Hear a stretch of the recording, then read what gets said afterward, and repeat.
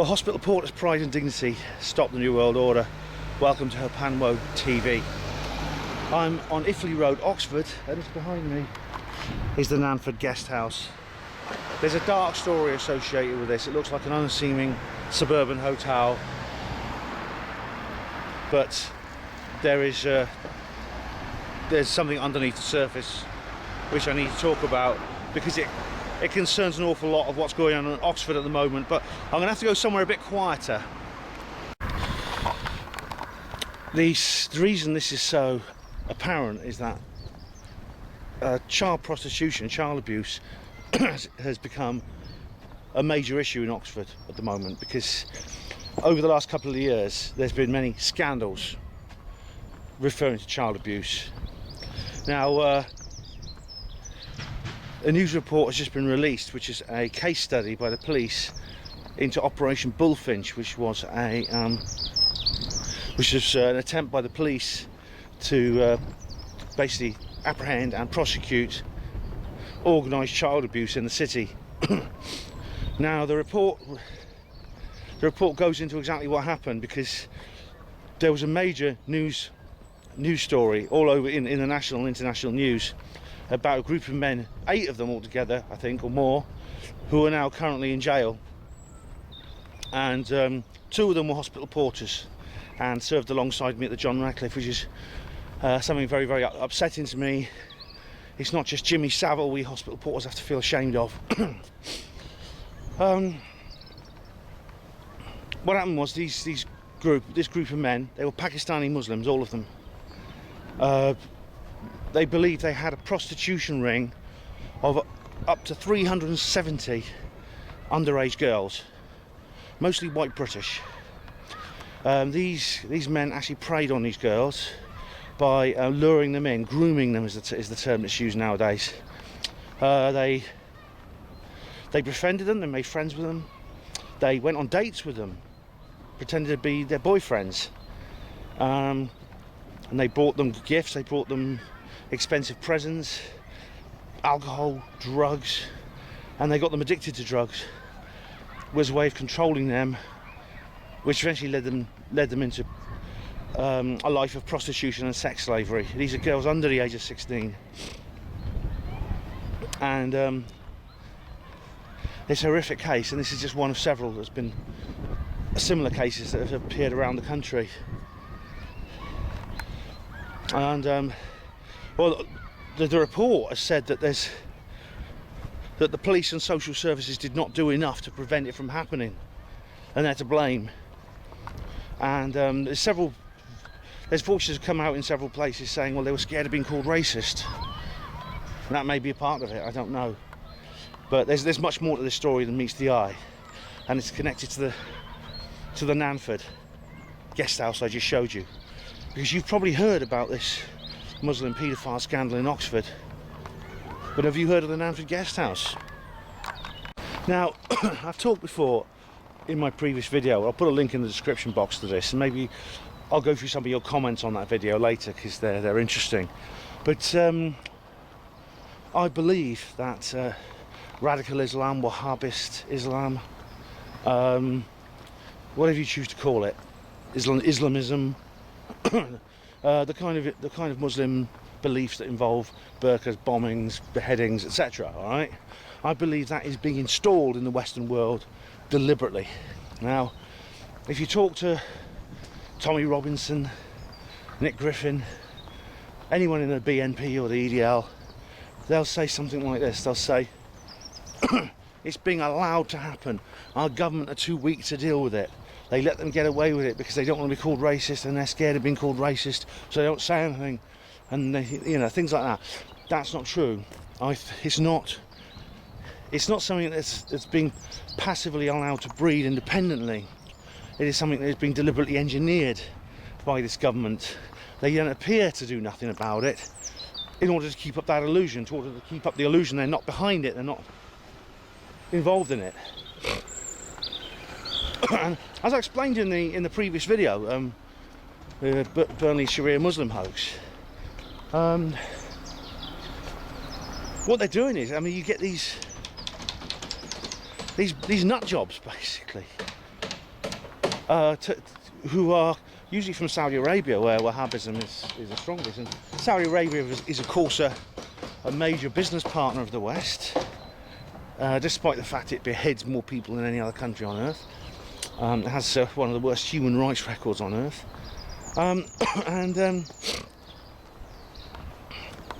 What's happening is they're bringing these clerics in from Saudi Arabia to preach in British mosques and radicalise, you hear that word, radicalise young Muslims. Sometimes these are native people who are born here, a lot of them are people who are born in this country and feel as British as you and me, even if they're not, even if their family background is not British, they feel British. Or recent immigrants who come from areas where different types of Islam practice, maybe Sufism or one of the gentler, kinder types of Islam, and they listen to these people preaching, and it's no wonder that some of them, not all, but it doesn't have to be all, it just has to be a few. If a few of them put into practice these poisonous words they hear, these clerics, they preach hatred for non-Muslims. They use the word kufar, which is where you get the word kafir, which is used in South Africa to describe a black person in a derogatory way. It's like saying nigger. It's racist. That comes from the word kufar, and they're encouraged to hate those people, and this hatred includes the abuse of women, especially female non-Muslims. It means because these white British girls are not Muslim women, it's okay to abuse them.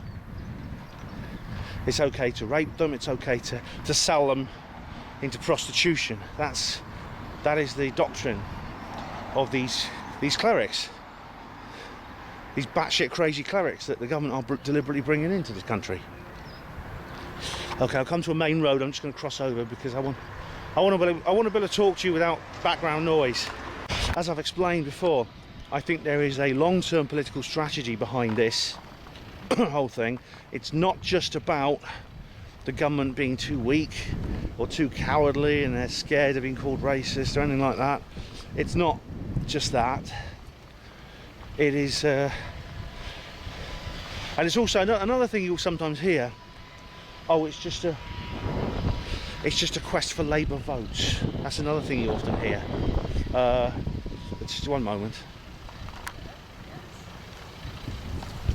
Hello there.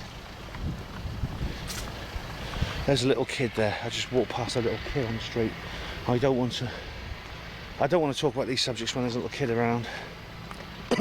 You'll often hear like another thing you hear from say the English Defence League or from British National Party is that it's a quest for Labour votes. All right, the new Labour under Blair decided to flood the country with immigrants to rub the Tories' noses in multiculturalism or something like that. Okay, it's not that either. They want a civil war in this country, and as I go into more details about this in the Birmingham Sharia Muslim hoax film, but it's very important that we do not get sucked into that. We do not fall for that. Okay, it is being done deliberately. Okay, so we need to expose what's going on. We need to expose people like Anjem Chowdhury, who is a government agent, as I explained before. You want to know who Anjem Chowdhury is and you don't know already, check out the background movie, link in the description box. We need to expose people like that. We need to expose the Mossad funding of the English Defence League, which is Mossad, as I explained, are behind a lot of things like the EDL. They're probably behind the BNP an awful lot as well. Nick Griffin may well be an agent. He went to Trinity College anyway. He has the right background. We mustn't get angry with Muslims themselves. Yeah, get angry with the ones who do abuse girls. Yes. How can you not get angry with people like that? They're in jail now, but Jail's too good for them, I think. And as I said, it's very sad that I knew a couple of these guys and they were members of the hospital portering service. I find that very difficult to deal with. So, as I was saying, don't get angry with people. Don't get angry with individual people because of their race or religion. All right, it's very important, because that part of the civil war that's planned is for that. They want to fill this country with these jihadist lunatics and make us to provide an enemy for us to fight, in the same way that they're funding and training and arming ISIS in the Middle East, and Boko Haram and other of these organisations. Now, of course, I think most of you will probably have heard about the Operation Bullfinch report, but far fewer will have heard about the Nanford Guesthouse scandal. Now, that really deserves to be equally much newsworthy. What happened was the people who ran that hotel, who are now in prison as well, were arrested. There were 3 of them arrested, I think. One was a man in his 80s. They'd been running a child prostitution ring there too. And hello, how are you doing? Okay, do you well? Oh, good, yeah, that's nice. Hello. And that was in the news, but it was not trumpeted from the rooftops in the same way the Muslim paedophile scandals were. The reason is perhaps that those behind the Nanford scandal were white Englishmen. And the reason is, of course, is because they want to... When it comes to news stories about child abuse, they want to present it in a certain way. All right, and that is that it's... it's so much a Muslim problem, and it is. They're partly right, because, like, for the reasons I've said, there's this indoctrination going on. But they want to present it as so much a Muslim problem that if you just address radical Islam, you solve the child abuse problem per se. And that's not true. And I think there's another danger there, which is, apart from, it's not just the fact that you get these, it's not just the fact that they want a civil war in this country so they can bring in martial law and then the New World Order. It's also the fact that children are going to be endangered who otherwise would not be, because white British paedophile rings are going to be able to kind of operate under the radar, so to speak. There's this obsessive focus on Muslims all the time, Muslims, when it comes to child abuse prevention, that that basically they're going to be able to operate freely. No one's going to look at them. No one's going to suspect them because they're not Muslim, because they're white, because they're British. So again, that concerns me. It concerns me that some children are going to be endangered who otherwise wouldn't be. And the only way, as I said, the only thing we can do is to make sure we protect all children, regardless of any sort of associations on our part or prejudices on our part. And as I say, expose this plot the government have to bring in these jihadist nut jobs from Saudi Arabia to poison the minds of people. Those are the main courses of action, I think. And there's another thing I've noticed in the media, which is probably even more sinister and even more dangerous and even more deluding, and has even worse consequences. And that is that when the media highlight cases like this, and we're talking about a third case now, which is also in Oxford, for a third time, it's a case in Oxford. I'm bringing up. They will always, and I mean always, only highlight cases in which the perpetrator is basically a lone maniac, a pervert, operating independently for his own motives in terms of twisted sexuality, or a small independent group, right? One thing they avoid like the plague, they avoid any hint of, is that child abuse is going on an institutional and organised level. This is why the news you're hearing all about Gary Glitter right now in the news, because he was one of these lone perverts. And of course, you don't hear any more about Jimmy Savile. I mean, they had to. Eventually, the only reason you heard about him at all is because they had to. They were forced to talk about him in the media. And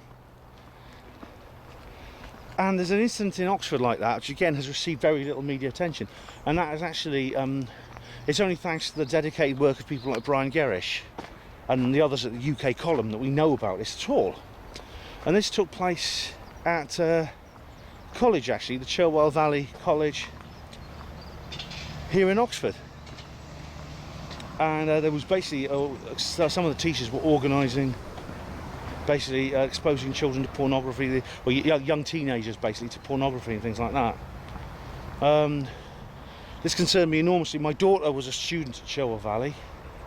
Luckily, she was at the Ox Pens Road campus, which was not affected. It was the Blackbird Lee Centre that was actually where this was going on. If she had been at the Blackbird Lee Centre, I'd have removed her immediately. She's now left college and she's working. Sorry about that abrupt break there. I ran out of film and had to change the chip. As I was saying, yeah, and my daughter was at the CVC. The fact is, you hear very little at the CVC, even though about the CVC scandal, even though we're talking here about something institutional and organised, and maybe that's why.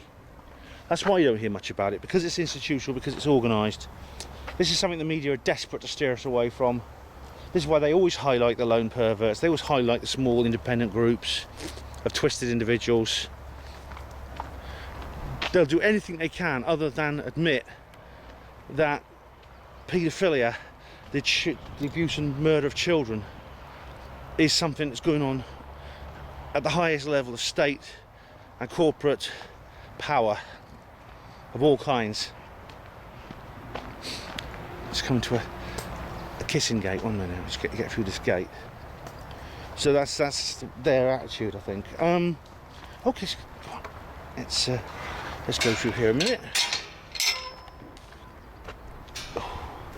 And so you see, they desperately want us to believe that the person, when it comes to the safety of our children, preventing them from being sexually assaulted, murdered and enslaved, the only person you really need to worry about is some solitary maniac standing on a street corner with a long raincoat. And it's false. Of course that does happen, but the person by far most likely to abuse or murder your child is someone you hand them over to in an office, someone wearing a white coat or a uniform or a priest's cassock or a suit. So basically the reason I'm making this is I live in Oxford.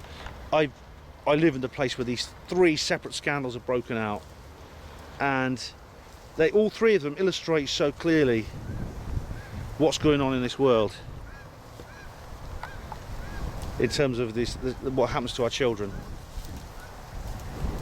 So if you may think I'm being crazy, but I'm not. For God's sake, wake up. All right, because it's going to happen to more children, and the end result is there's going to be chaos from which they will build their order, the new world order. Well, thanks for all the comments you've left me on my last few videos, especially Burnley Sharia Muslim hoax. That's the one I'm going to talk about now, because it's relevant to the video I'm making now, which is kind of a follow-up to that video. I want to thank everyone who shared the video anyway. For instance, Oyo1100, thanks very much for doing that. And for Beard Good, thank you very much. And Bushy Lingus, so thanks for sharing the video, guys. Martin Flynn said said something interesting. He said that Anjem Chowdhury always seems to pop up on the mainstream media outlets in times of terror-related incidents. Try and get yourself an interview on such matters on the mainstream media. You've got no chance. Exactly. As I've said, I explained in the previous video, Anjem Chowdhury, and I've explained in this video as well, Anjem Chowdhury's playing a specific role in the media, which is why he's always brought into the studio to do interviews. He's always made very famous. He has the look, he has the attitude, he has what they're afterwards, and there's evidence to suggest he is an agent. The bill 9999. This is what I like about your films, Ben, because you're like me, my mate, and only speak common sense. Take care. Thanks, Bill. A few people, Johnny Parker said that I should check some of the people's profiles who've been attacking me. They are more likely government trolls sitting in GCHQ. You see the same comments on every hoax. Was the same for Boston. They all knew someone who lived there. That's perfectly possible, Johnny, because several intelligence agencies, including Mossad, have an internet division whose job is to go around on forums and YouTube comments boxes and sort of cause discord and confusion. This has been announced that the British Armed Forces have got their own intelligence division which does that. They've just set one up. Now, of course, there are always a few. Unfortunately, fortunately from the government's point of view, they don't have to expend too much money, because there are also an awful lot of people who are willing to do that for nothing. All I can say, people like Nobelox, who's an infamous YouTube troll. He goes, anyone who questions the Lee Rigby incident, he goes and he posts abuse on there in their comments box. There's a whole video all about Nobelox. It's Nobelox. And he's been on in my comments boxes. I've had him. All I can say, these people, if they're doing it for nothing, they're sitting on a gold mine. they should at least get paid for it. I'd go and get a job, man, if you really enjoy doing that so much. And Elite 1980 said that she has lost count of the amount of trolls she's had to do battle with. I suspected that they are paid trolls. YouTube and internet in general is rife when it comes to these operatives and bots. And then again, we live in a police state. You are also spied on in the privacy of your own home by the government. Nothing is sacred. That's true, Elite. That's absolutely true. Mike S. Great video, Ben. I remember the original video from a few years ago. Even back then, I thought it was a bit theatrical. That was... This is basically talking about the Muslim Burnley Sharia Muslims hoax. Tiberius Kirk, my old mate. Yeah, I will always defend your right to comment, Ben. Be you right or wrong. Thank you very much, Tiberius Kirk. He's a good mate of mine. Elite 1980s again. The intelligence services have been involved in a lot of what people believe and hear in the news, like false flag operations, and they believe it was the work of terrorists. These agencies are also involved in the migration problem and the threat of national sovereignty. As always, the New World Order lobby, working in the background to achieve their goals. That's true, Elite. By the way, you mentioned Tony Blair. Richard D. Hall has pinned him to be an MI5 asset, which I don't doubt and would add from my own personal point of view. Well, yeah, Tony Blair is... Of course he's going to be controlled. He maybe his wife is his handler, like in that brilliant book The Ghost by Robert Harris, was made into a movie with what's his name? Who played Pierce Brosnan played the Prime Minister, played Blair, or the equivalent of Blair. J.P. Morgan is a whore, yeah. J.P. Morgan was a bankster from long ago, but his company is still operating in the world today. That lowlife gets in bed, providing the right price with everyone. He made his first £2 million the second he left office, which was all a prearranged deal and business as usual. Then made 70, now over £100 million working for the multinationals after he did what every politician does, selling off the country and screwing everybody over in the process.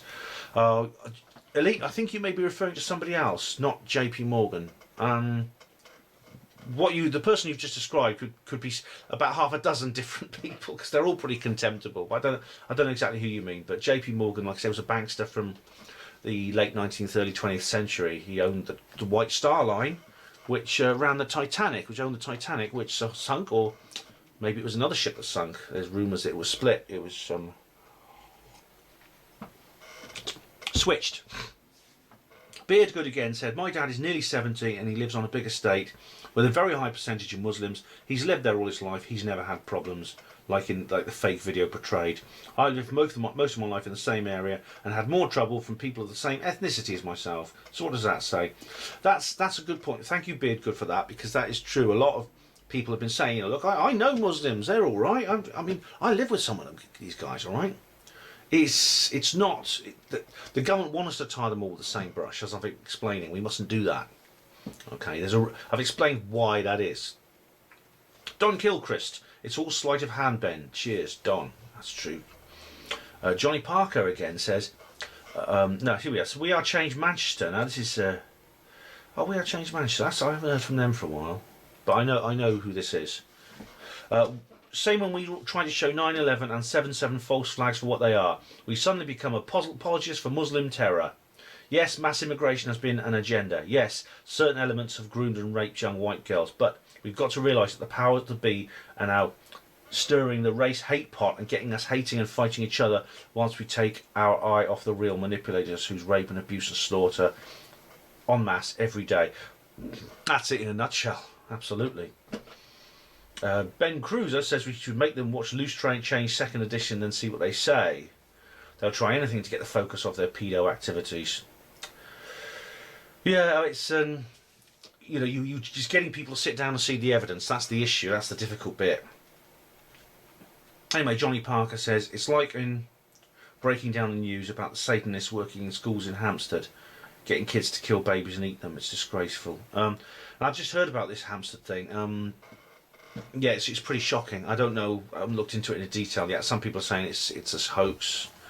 I'm not sure. We'll have to see. Anyway, Adam Fantastical Cool Book Reader says, I'm a Muslim and I don't believe everything the mainstream Muslims say is correct. It seems there's so much corruption and infiltration, and I respect people regardless. I'm certainly not like those evil extremists called Muslims. They're either Satanists or just plain thick. However, I appreciate your total honesty, Ben, and I wish they were more like you. You are unequivocally spot on about the video. Please keep up the good job. Will do, mate. I will do, Adam. Thanks. Unfortunately, some people just can't accept the fact due to their ignorance, hatred, ego, and stubbornness, etc., etc. So it is obvious there is a secret agenda by the elitists to cause mayhem like in Syria and Iraq for the New World Order. Yes, that's right, Adam. Because in Syria and Iraq we have ISIS. Over here we have Anjem Choudhury. It's the same. One sits down and says obnoxious things on TV. The others go around committing violent acts. But you may think, well, how can they be the same? Because they are. That's having the same effect. Here we go. Jack Reaper. Oh, here we go. All right, here we go. Steve Lane is back. I hoped he would be. I won't read you my reply to him, but you can see it. I was as tough with him as he was on me. Right. You exposed nothing, you fucking idiot. All you did was rename a video which was already on YouTube and edit it for your own twisted Islamic agenda. You stole someone else's video and turned it into your hoax. How many times do I have to go through this? I didn't. I mean, thing about it is, Steve, you haven't even watched this video. You saw the title, you maybe watched the first 5 minutes, and then you filled in the rest with your imagination. There is no twisted Islamic agenda to my video, all right? I've been called a fascist as well. When I went to speak in Birmingham at the Bufog event, which I did a video of recently, I was reported to the Unite Against Fascism. They told me I was a fascist, and they said I was a supporter of the English Defence League. I mean, you can't win. People will. It's this thing when you start breaching these issues. Okay, it's like you immediately get into the polarised section of things. It's like the Shill Squad, which was in my last video. All right, you start discussing an issue.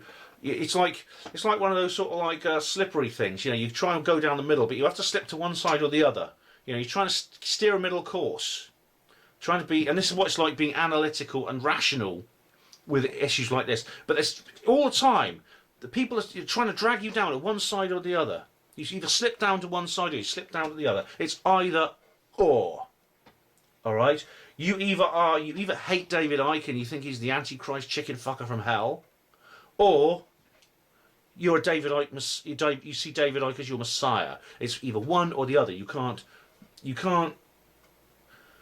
more sort of like you can't be more what's the word, nuanced and more equivocal, which is what intelligent people should be allowed to do. It's I think a properly intelligent person, if that's what you want to be, will look at the issue and realise it's more complicated than black and white. So anyway, I said this to Steve. I won't read everything I said to him because it's pretty. I gave him as good as I got, basically. But I said, you haven't even watched the vid, have you? Have you ever asked yourself why you're not angry with the people who fooled you? No, you're angry with me for exposing the fact that you've been fooled. You'd rather I just left you to your comforting delusion, don't you, Steve? That's what you want me to do. It's sitting there. Well, you're not. You don't. I've explained to you how you've been fooled, and you're angry with me for explaining that. You're not angry with the people who tricked you and lied to you, and you believed them. And you want me to leave you alone? No, I'm not going to leave you alone.